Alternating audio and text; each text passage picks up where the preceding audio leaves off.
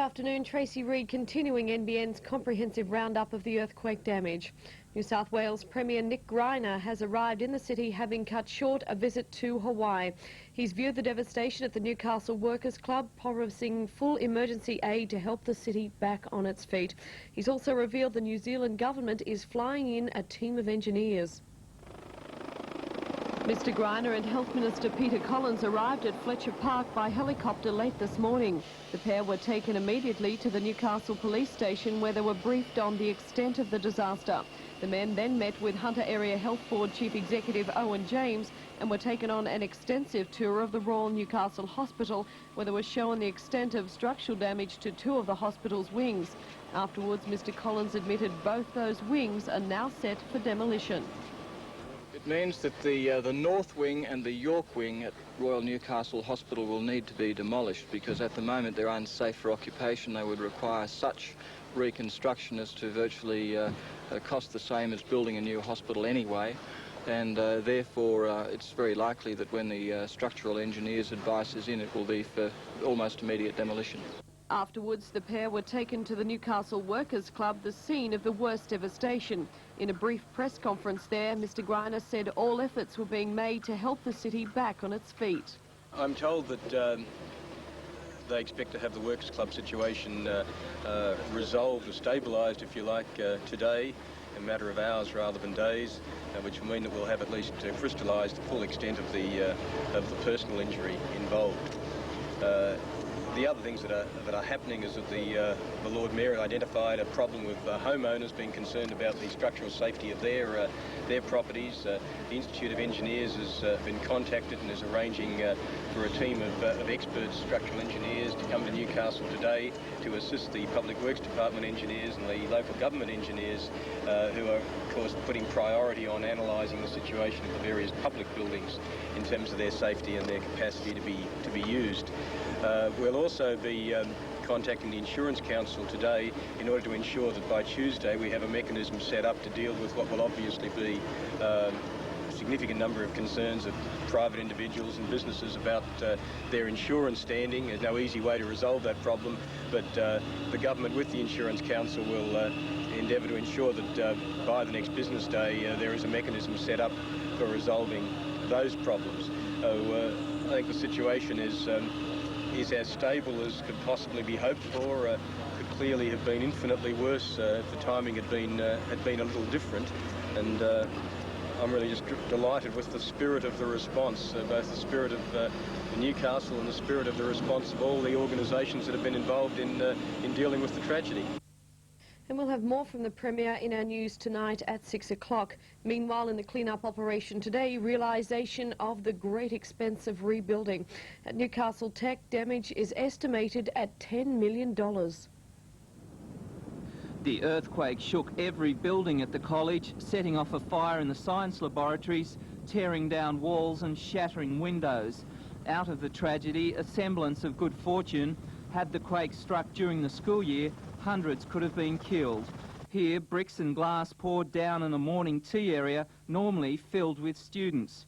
50 staff normally sit in this courtyard at the time the quake struck. Engineers are inspecting the college today, with the rebuilding cost estimated at $10 million. Although it is still early days, the Tech is hopeful that the complete range of courses will continue next year. Now, we still have a lot of people calling the station seeking phone numbers for local emergency services. So here's a collection of the numbers that have been made available to us.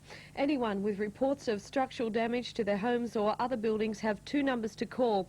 In Newcastle, the numbers are 299 318 and 299 306. I'll repeat those because they've been revised on the earlier numbers.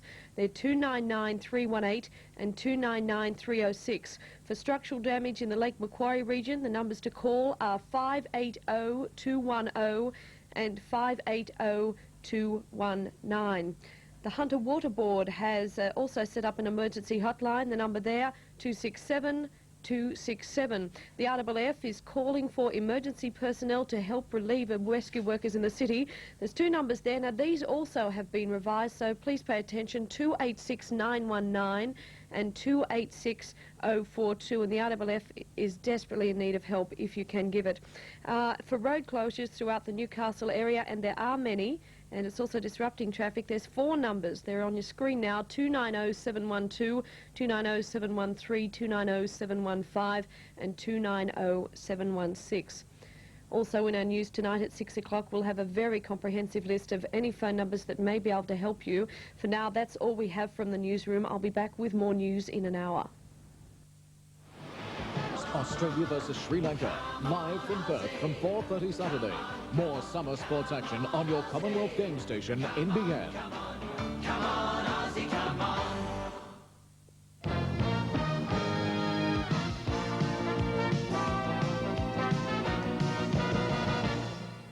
Good afternoon. Tracy Reid updating the details on the tragic Newcastle earthquake, which to date has claimed 11 lives and left more than 100 people injured.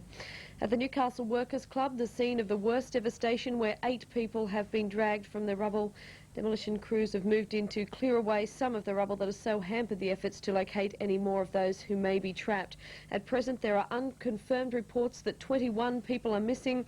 We cross to the scene now. Tom Hilston is there. Tom, what's happening? Well, Tracy, engineers have gone ahead with their plan to demolish the eastern wall of the waterboard depot. 2 caterpillars moved in and slowly tore the wall to pieces. Now the rubble is being cleared away, and they'll continue with the next stage of the operation, which is to lift the steel girders of the club roof so they can get down to another concrete slab and then to the vehicles trapped below that. We believe there are 5 cars trapped under that slab, and at this stage there are still 20 people unaccounted for. Back to you, Tracy.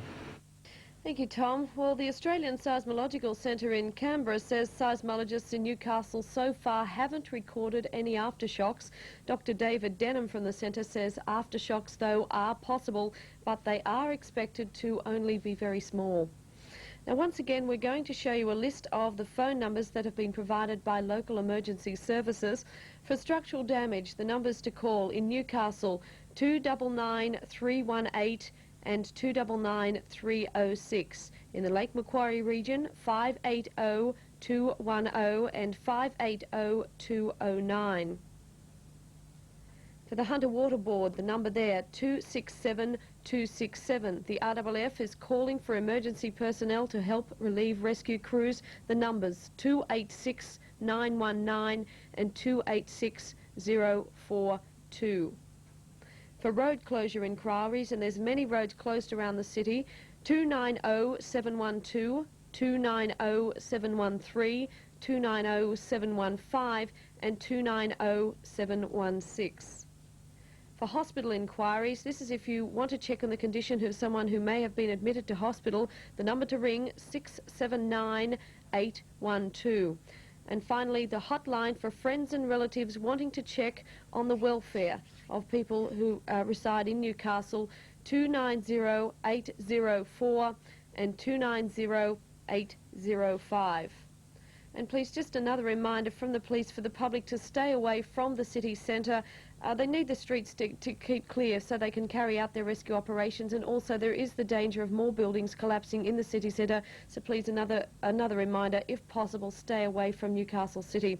That's it in our news updates for now. We will bring you all the details from all our reporters who have been spending the day around the city collecting the latest news. That will be in our news with John Church and myself tonight at 6 o'clock.